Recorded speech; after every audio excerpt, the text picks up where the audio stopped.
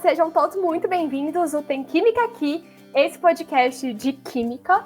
E eu sou a Isabelle Fortes, eu sou estudante de bacharelado na UFMG. Oi, gente, eu sou a Alessandra Batista, também estudante de bacharelado em Química na UFMG. E sejam todos muito bem-vindos ao episódio piloto do podcast Tem Química Aqui. Bom, tem quase duas, né? Ainda não tem nenhuma química aqui, mas no futuro, quem sabe daqui a uns anos vai ter sim.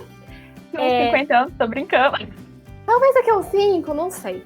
Bom, mas a gente tá aqui para falar de ciência, para falar de química e para mostrar que a química faz sim muito bem. No nosso episódio a gente vai conversar sobre diversas frases que a gente ouve no cotidiano, que muitas vezes as pessoas têm um preconceito contra a química, né? De achar que a química faz mal, e a gente vai quebrar esses tabus e mostrar para vocês a ciência por trás dessas frases e como a química faz bem pra gente no nosso cotidiano, na nossa vida, enfim.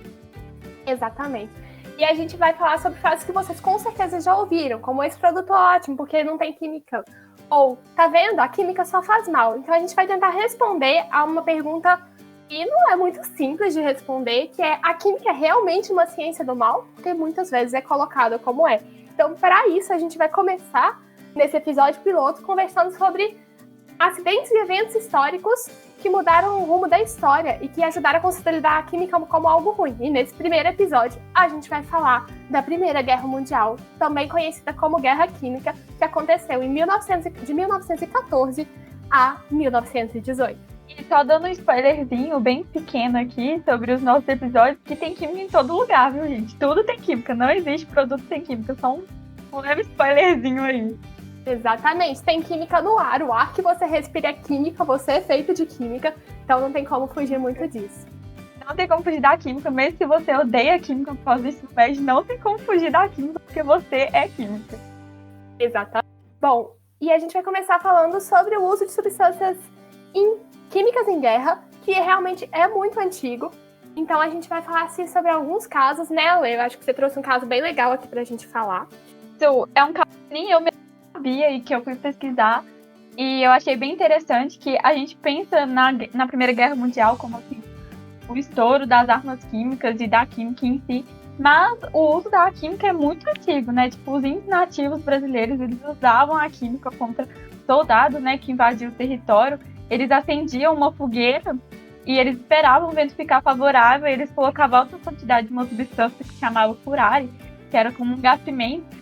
E esse gás, os soldados deles ficavam que eles não conseguiam enxergar direito.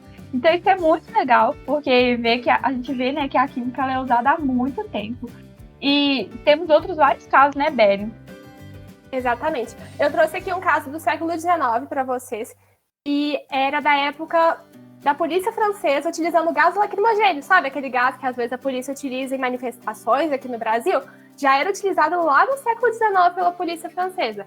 Esse gás lacrimogêneo era a base de uma substância que chama bromoacetato de etila. E também nessa mesma época, os alemães utilizavam o brometo de xilila em munições de artilharia. Então é uma coisa que realmente não é de agora e também não é vem de antes da Primeira Guerra Mundial, que é o caso que a gente vai trazer aqui. Mas o uso dessas substâncias para fins bélicos com certeza aumentou durante o século XX, com o desenvolvimento da química industrial, que foi quando essas substâncias começaram a ser de fato a ser testadas e utilizadas com mais frequência. E o interessante também nesse caso do gás lacrimogêneo que você disse, né, Beli, é que a gente continua vendo eles sendo utilizados hoje em dia, né? A gente viu muitos casos de protestos atualmente, né, que a gente viu o uso desse gás lacrimogêneo, né? Exatamente, do gás pimenta, do gás lacrimogênico nas manifestações, que é muito utilizado. Isso, e a gente vai falar um pouquinho mais, né, dar foco na Primeira Guerra Mundial, que ela ficou conhecida como a Guerra Química, justamente pelo uso de substâncias químicas. Bom, quando a gente fala de Primeira Guerra Mundial, a gente pensa que esses gases foram utilizados desde o primeiro momento da guerra, né, que a guerra começou em 1914. Mas, na verdade, eles começaram a ser utilizados em abril de 1915. E eles foram utilizados, em primeiro lugar, pela Alemanha, que descarregou 180 toneladas, é muita coisa, de gás cloro contra as tropas da Bélgica. Então, esse gás cloro fez com que mais de 5 mil pessoas morressem, porque a Bélgica não estava preparada para um ataque desse nível, porque não era algo tão utilizado, esse gás cloro não era utilizado, na verdade, em guerras. Então, eles não estavam preparados para esse ataque, e mais de 5 mil pessoas morreram. E como que as tropas da Bélgica ficaram, né, com esse ataque surpresa? Full pistola, né, Bélgica? Porque se alguém te ataca, você fica muito pistola, né? Então, Exatamente. então esse evento, ele desencadeou uma série de ataques com armas químicas, porque como eles ficaram, assim, muito bravos por esse ataque, eles ficaram muito surpresos, com a mesma rapidez que surgiram as máscaras contra os gases, né, uma forma de proteção dos soldados, eles também começaram a criar diversas novas armas químicas, e eles começaram a aplicar outras substâncias também, como fosfogênio, disfosgênio, cianeto de hidrogênio e cloreto de cianogênio, como armas químicas também. À medida que foram surgindo as máscaras de proteção contra um gás, foi surgindo outro gás e novas máscaras de proteção, então foi um ciclo, assim, terrível de uso de armas, de novas armas, novas tecnologias de armas químicas para poder vencer a guerra. E é aquele negócio, né? Você fez uma arma, as pessoas já conhecem, você fez, e aí você começa a criar novas, né? Para pegar a pessoa desprevenida de novo, né? Porque ela não conhece. Sim.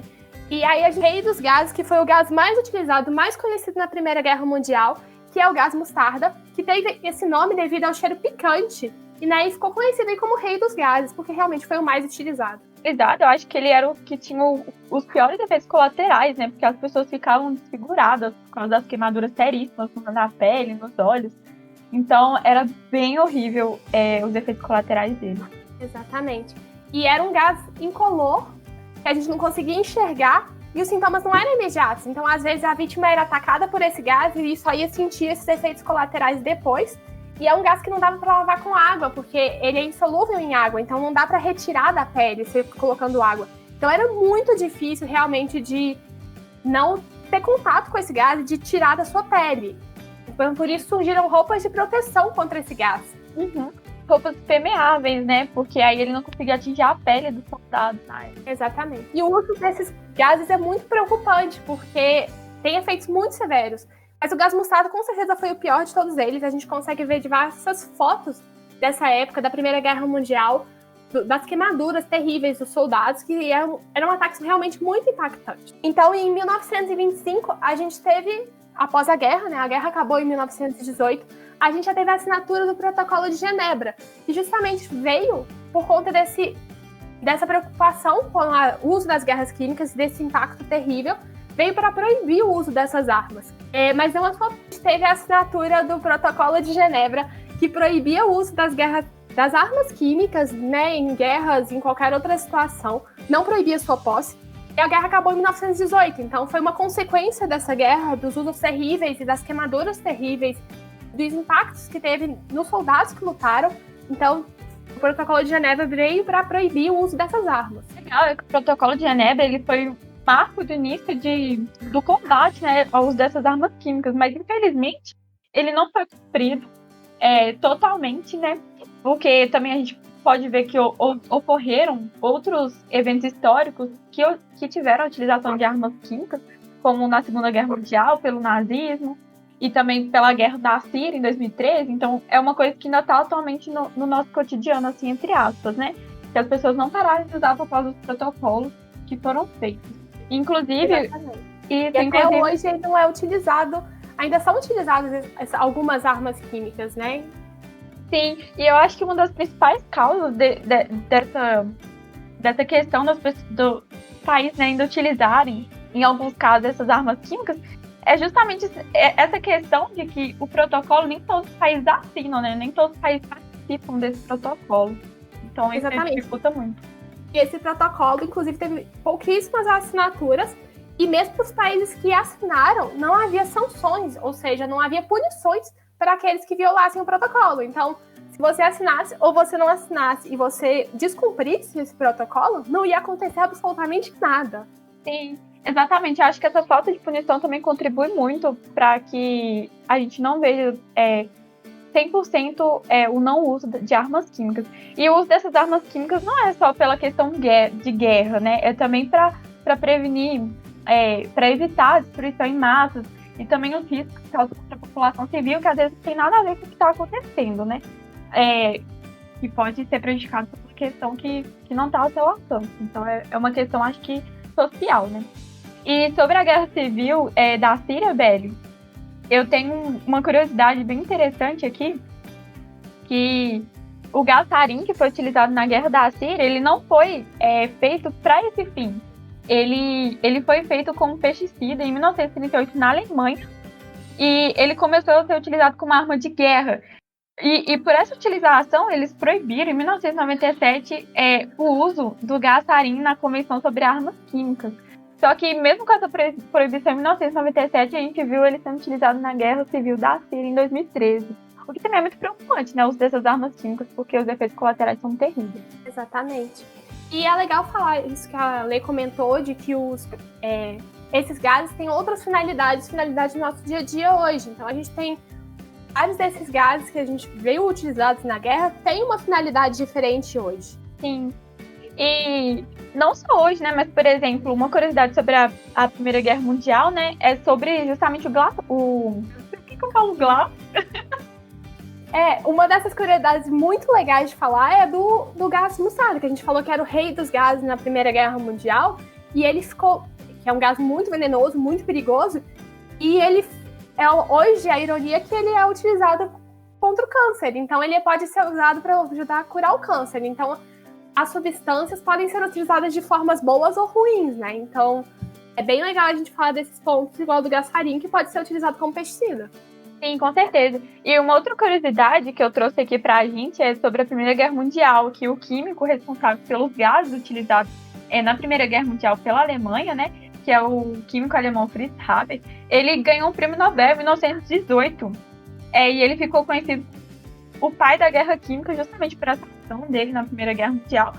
E ele também ganhou esse prêmio Nobel pela descoberta da síntese do amoníaco, que ele é utilizado como fertilizante explosivo. E essa questão dessa descoberta, que ela foi muito importante para a agricultura, né? Então teve muitos efeitos positivos.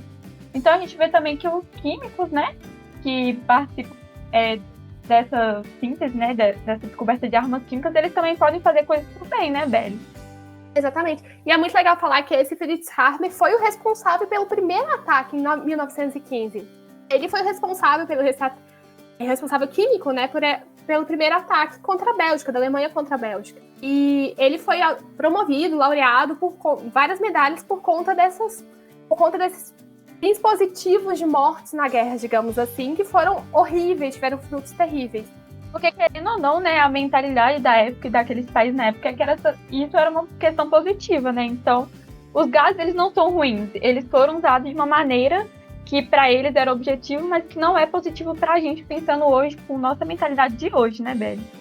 Exatamente. E o Haber sofreu muito depois da guerra, porque a esposa dele cometeu suicídio devido à decepção com o marido. E o Haber, ele teve consequências na vida pessoal dele. A esposa dele cometeu suicídio porque ela ficou extremamente decepcionada e com muita repulsa do que aconteceu na guerra. Então ele teve consequências na vida pessoal dele.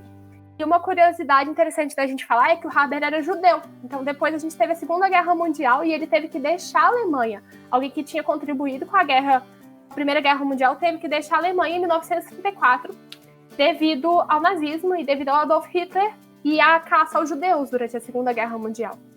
Isso é muito interessante, né? Porque ele ajudou o país dele na Primeira Guerra Mundial e na Segunda ele teve que deixar o país por ser quem ele é, né? Isso é uma questão muito interessante que faz também a gente refletir sobre isso. E, bom, mas isso é assunto para o nosso próximo podcast, onde a gente vai falar um pouquinho da Segunda Guerra Mundial também. A última curiosidade de hoje é realmente sobre o gás cloro, que foi daquele primeiro ataque que a gente comentou lá. E o gás cloro é utilizado para a produção do ácido hipocloroso, que é muito utilizado agora para limpeza, desinfecção, né, durante essa pandemia contra o coronavírus e desinfecção de vários lugares. Então, essa é uma curiosidade muito interessante. E ele é utilizado também em tratamento de água, né, de piscina. Então, é uma coisa que está bem no nosso cotidiano mesmo. Sim, muito legal. E, bom, é isso que a gente quis trazer hoje, trazer essa reflexão para vocês, se a química é algo ruim, a química é realmente algo bom ou algo ruim, se essas substâncias são boas ou ruins, se a gente pode colocar uma substância como algo bom ou ruim, ou se de fato a utilização delas que é incorreta, ou não necessariamente incorreta, mas ela foi utilizada num contexto com um objetivo e teve consequências negativas, né? Isso é igual a gente viu hoje aqui no nosso episódio piloto, a questão do gás mostarda, que é utilizado no tratamento de câncer, e o gás cloro, que é utilizado na síntese de um produto de limpeza. Então a gente tem duas faces da mesma moeda, né? A utilização das substâncias químicas que vai determinar se ele é algo ruim ou algo bom. Então, isso é muito importante da gente refletir, né? Pra gente quebrar essas barreiras e achar que os produtos químicos, eles são só ruins, né? Porque eles também têm o seu lado bom, a sua utilização boa. Exatamente. Bom, e a gente fica por aqui. A gente espera vocês nos próximos podcasts que a gente vai gravar. A gente vai estar gravando sobre outros contextos históricos e também sobre coisas que estão muito presentes no nosso dia a dia e que a gente ama, igual maquiagem. Sim, gente, não percam o próximo episódio que vai estar imperdível sobre maquiagem. Eu amo maquiagem, Belle. Você gosta de maquiagem? Nossa, eu amo maquiagem. Adoro toda maquiada pra faculdade. Então, é isso. Sim, saber o que a gente tá passando no rosto também é muito importante, né? Pra gente ter o cuidado com a nossa pele, saber o que a gente tá passando. Então não percam, gente. E no próximo episódio a gente também vai vir com bordão, né, Belle? Pra gente... A gente tem que criar um bordão pro nosso podcast, que a gente ainda não pensou em um. Então, se vocês tiverem sugestões... Sim, a gente tá pensando no bordão aqui pra gente chegar arrasando aqui, gente. Tava na beleza, tô zoando. E é isso, então, gente. Até o próximo. Tchauzinho, pessoal. Beijo.